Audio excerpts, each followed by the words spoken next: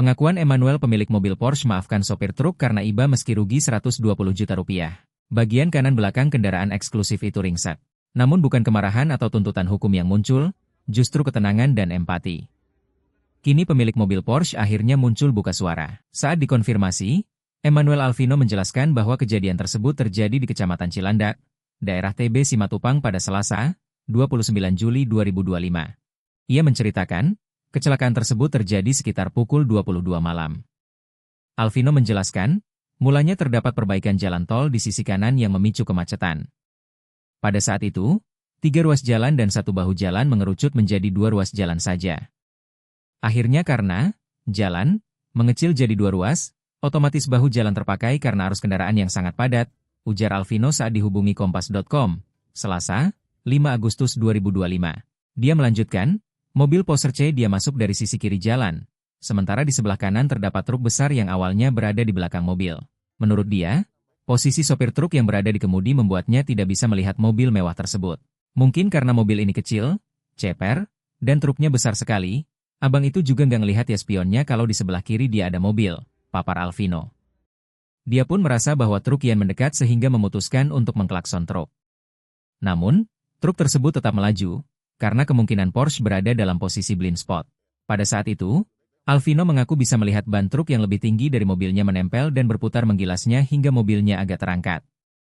Dia pun kembali mengklakson truk dengan marah-marah, tetapi truk nampak ingin kabur.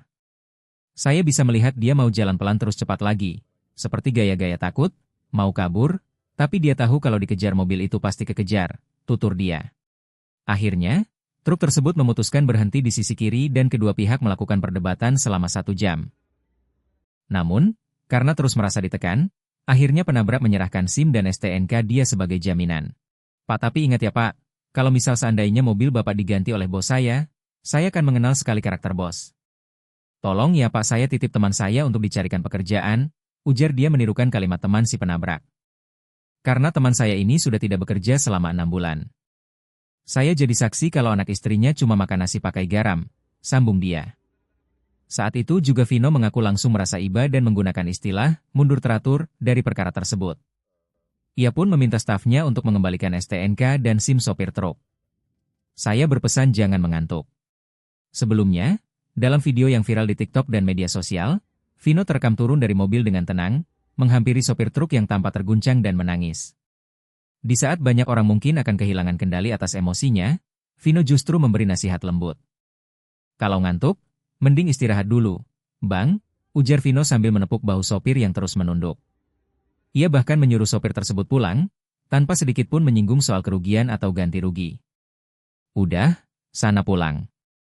Sehat-sehat ya, lanjutnya dengan suara yang pelan tapi menyentuh banyak hati. Sikap tenang dan lapang dada Vino langsung menuai pujian luas.